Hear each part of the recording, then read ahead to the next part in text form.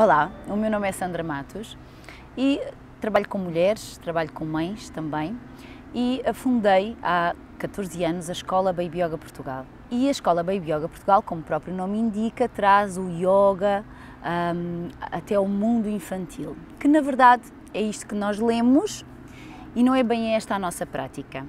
Ou seja, nós partimos sempre do princípio, e formamos professores nesse sentido, que somos nós, o adulto, o ponto de partida sempre. E que em todas as aulas devíamos praticar o nada. E lembro-me perfeitamente de uma vez, as minhas filhas, nomeadamente a do meio, que é toda muito esvoaçante, muito etérea, e a mais nova, que é toda muito terrena, um escorpião forte. Elas têm uma forma e uma dinâmica muito própria de brincarem as duas. E a do meio estava super entretida no seu nada. Todos os dias a minha filha do meio tem vários momentos do nada, em que nada faz. E às vezes isto é muito difícil, não só para outras pessoas que não têm esta mesma forma de estar e de se conectar consigo próprio, ou então para uma mãe atarefada, não é? E ocupada, que vê os filhos sem fazer nada. Queremos estar sempre a ocupar os nossos filhos. E ela tem-me ensinado muito acerca deste silêncio interior, deste nada. E a mais nova estava a insistir, vamos brincar, vamos brincar, vamos brincar. E ela disse, a do meio disse, então vamos brincar ou nada? E a outra ficou toda entusiasmada, ela queria era brincar, então como é que se brinca ou nada?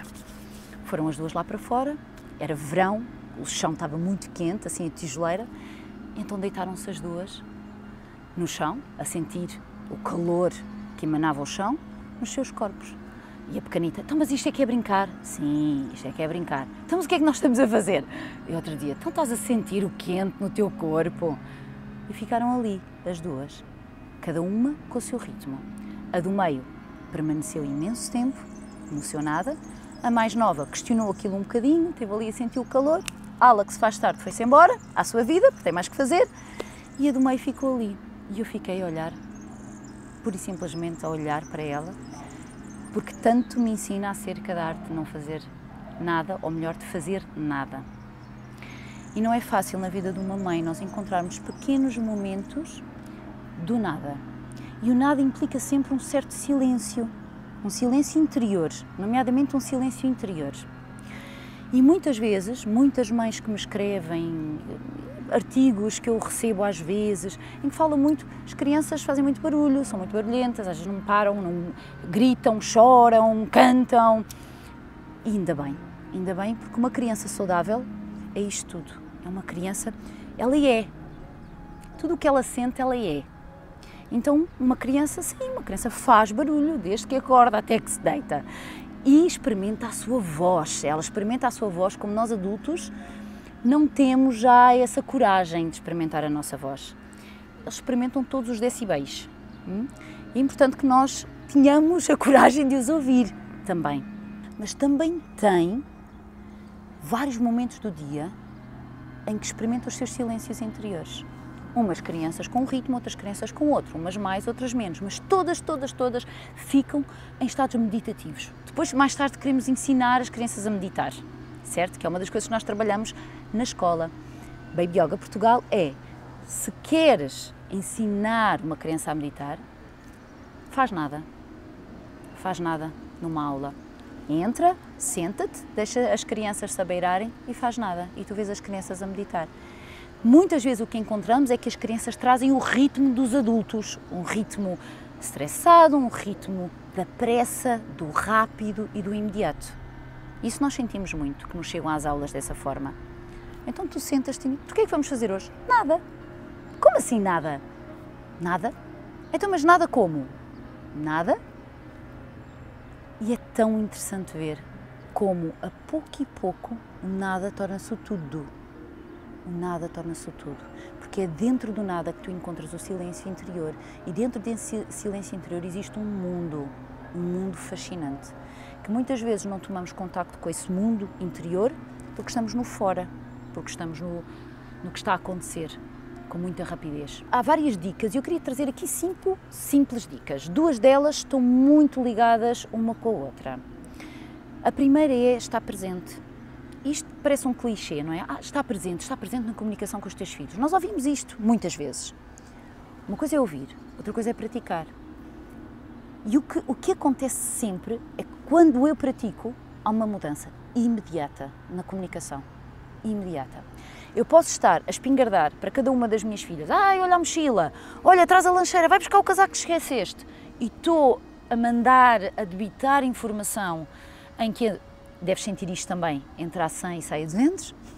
Então o casaco, tu não trouxeste o casaco, já estamos num carro, ainda tenho que ir lá dentro de casa buscar o casaco porque se esqueceu.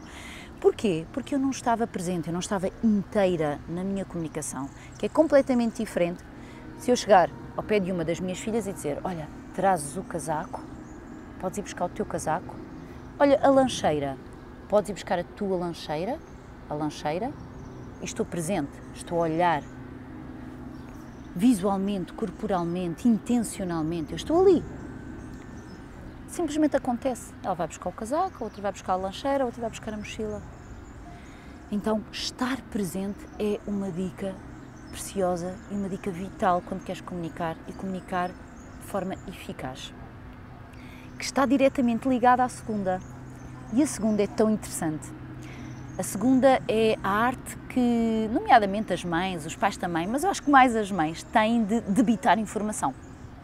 Eu lembro-me uma vez que íamos a conduzir, eu ia a conduzir, levar as minhas filhas à escola e entrei num processo de debitar informação, especialmente para a minha filha do meio, que como ela vive muito num plano mais cá em cima, quer dizer, entra mesmo a 100 e sai a 200. Então eu estava a dizer: e as tuas galochas, e tens de trazer as galochas da escola, estão super sujas e falta não sei o quê, e de repente percebi que estava num monólogo autêntico, monólogo, estava a falar para mim própria. E eu pergunto-lhe: tu estás aí, estavas a ouvir o que eu estava a dizer? E ela: estou aqui atrás, estou a respirar. Sabes, aqueles segundozinhos a conduzir, e pensei: claro, tu estás simplesmente a debitar informação, tu não estás a conversar. Eu não estava a conversar porque não estava com a dica número 1, não estava presente, não estava inteira. Então o que é que quando uma pessoa não está presente, não está inteira, o que é que faz? Debita informação.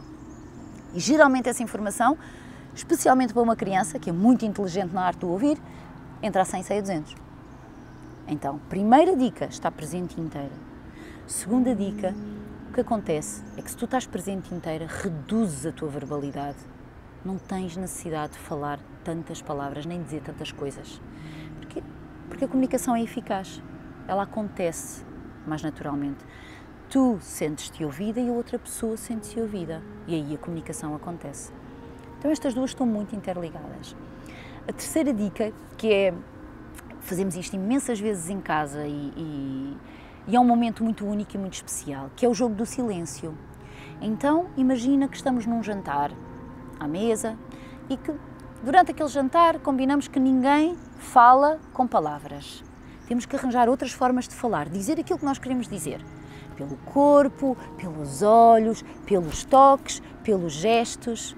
Então utilizamos todo o manancial que nós temos, só que utilizamos demasiada verbalidade.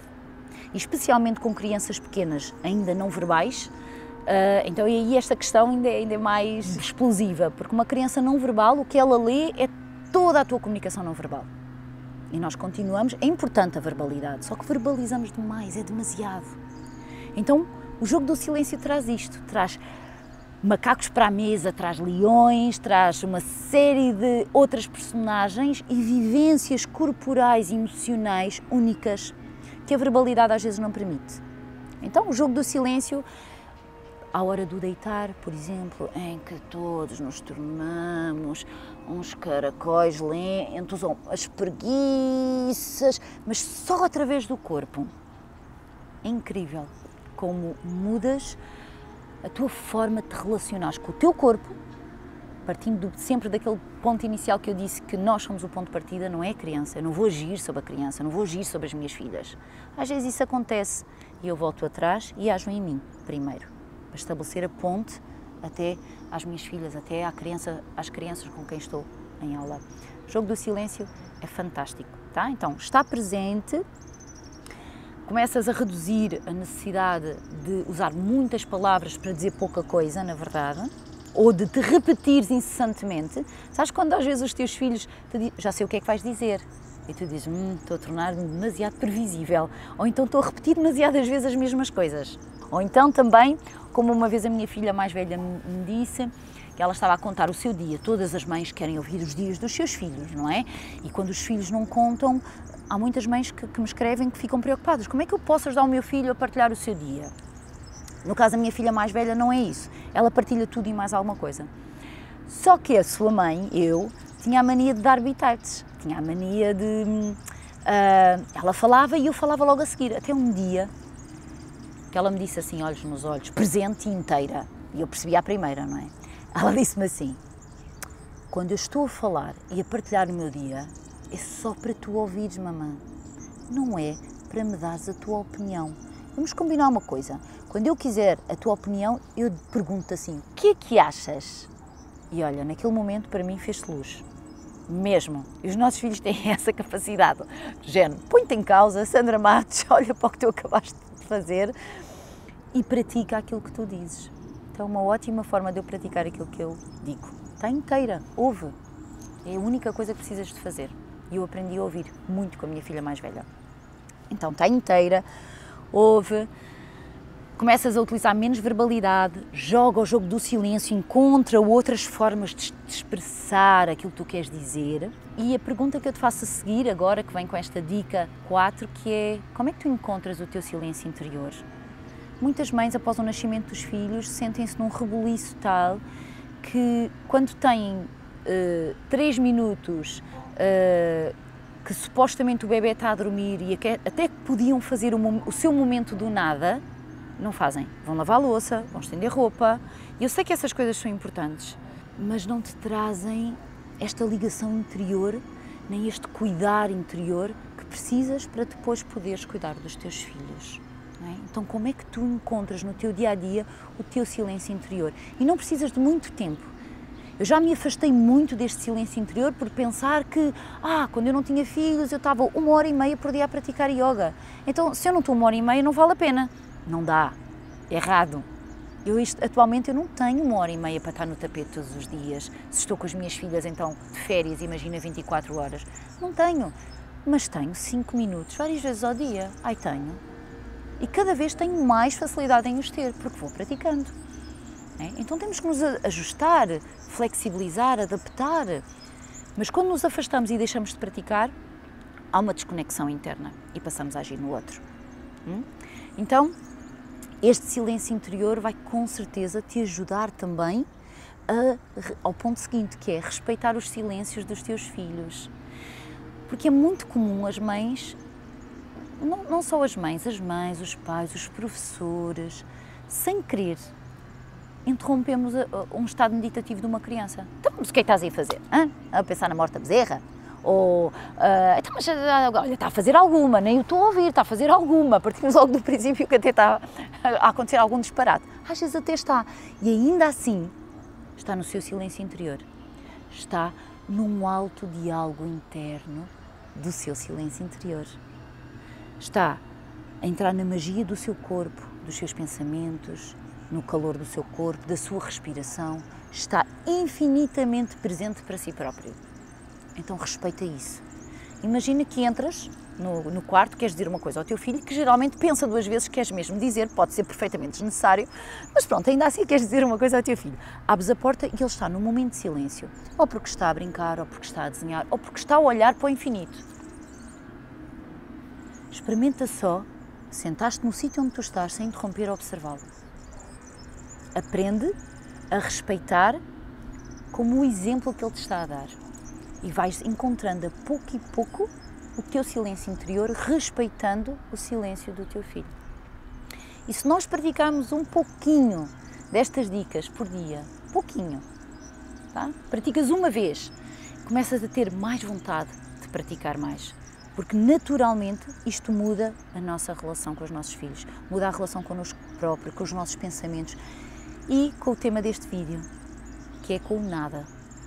Com o nada onde se expressa o nosso silêncio interior, onde é o tudo, onde traz-nos tanta informação sobre nós próprios, sobre os nossos afazeres internos.